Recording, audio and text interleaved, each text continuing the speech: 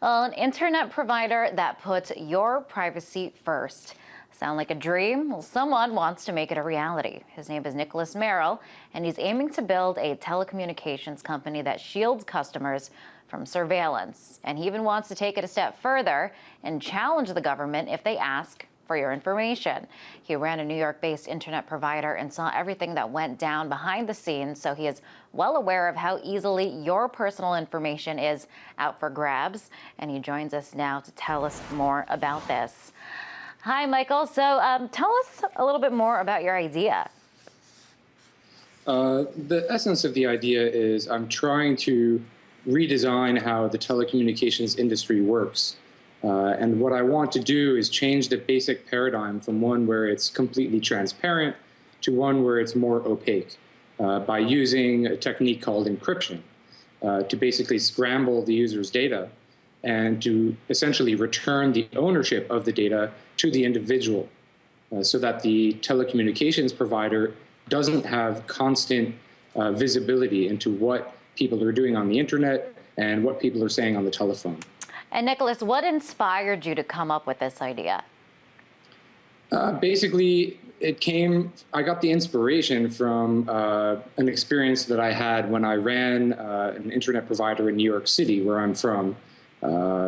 And what happened was I was approached by the authorities, and they tried to force me to provide a lot of data about one of the customers of my company. But instead of the usual way that's done, which is by going through the court system, they used a technique from the USA Patriot Act, and it's known as a national security letter. And basically what that means is, in a way, the authorities now, and since 2001, for the most part, have the ability to sort of write their own warrants without showing probable cause in the court. Now, you have ran a telecommunications company, so you know exactly what happens behind the scenes. How widespread of a problem is it that people's information is given out? I mean, if you sort of take a step back and look at the greater picture, there's problems with government surveillance, which has kind of ballooned in the post 9/11 era. And then there are also other issues with telecommunications providers and online service providers data mining the activities of people online. And there is basically a huge market for the data which is compiled from the activities of people online. So the thing about it is that it's mostly invisible to the user. You don't really notice it happening, but it's actually an incredibly widespread practice, and some people think that it's really out of control at this point. And that was, that was going to be my next question. Based on your experience and seeing how much information is requested, has it gotten out of hand? I mean, obviously that's a matter of opinion. In my opinion, it has. And things are worse in some countries and better in some other countries. If you look at countries like China, where they have this so-called Great Firewall, and everything that's done is watched at all times, that is sort of like the extreme. What we've got in America right now is something, much less grave than that. But at the same time, it's still upsetting when you realize that a lot of this surveillance is in violation of the Constitution.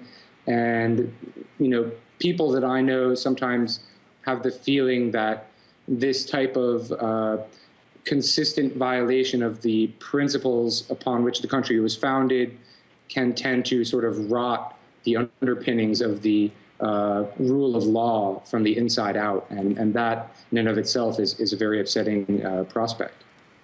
Now, you have this vision of creating a telecommunications company in which you put the customer's privacy first. What kind of feedback have you gotten so far? It's been incredible. There's been a huge surge of activity on social media, particularly on Twitter. and on some other sites such as Reddit. There have literally been, thousands and thousands of people writing me emails and donating money through a fundraising website on which I've started a campaign. Basically, within a day, I had raised nearly $50,000, so it was practically overnight. Much of it in very small donations, like in the $5 to $10 range. But what's so exciting about it to me is that it demonstrates in a very concrete and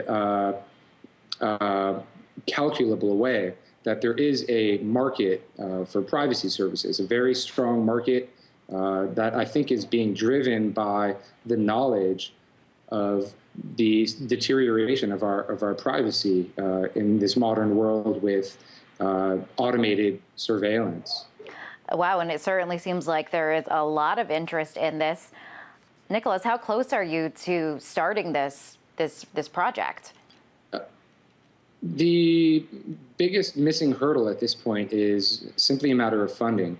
And if things continue with my fundraising progress the way it's been going, things are looking very up.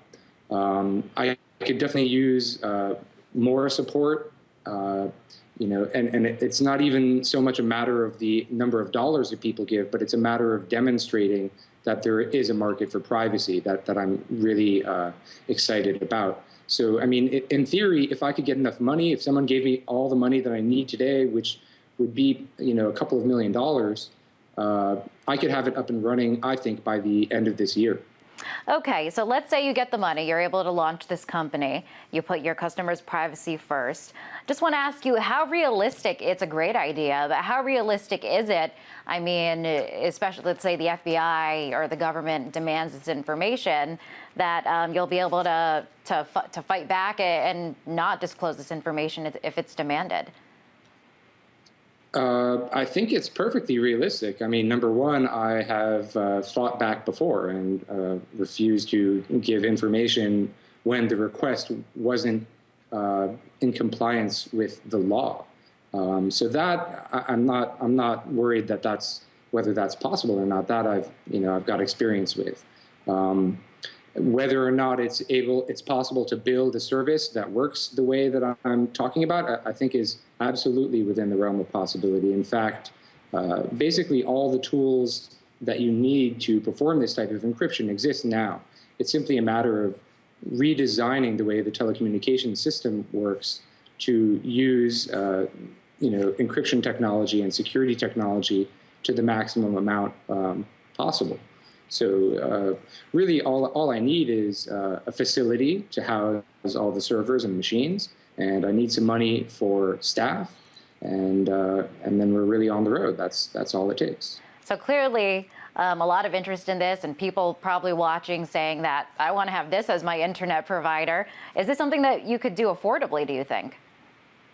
Absolutely. Part of the reason why I want to do this as a nonprofit organization is because I'm not really looking to get rich with this. I'm looking to have a change in the way the telecommunications system works, and I'm looking to try to transform the telecommunications industry and pull it in a positive direction by demonstrating in a concrete way that there is market demand for more privacy. All right.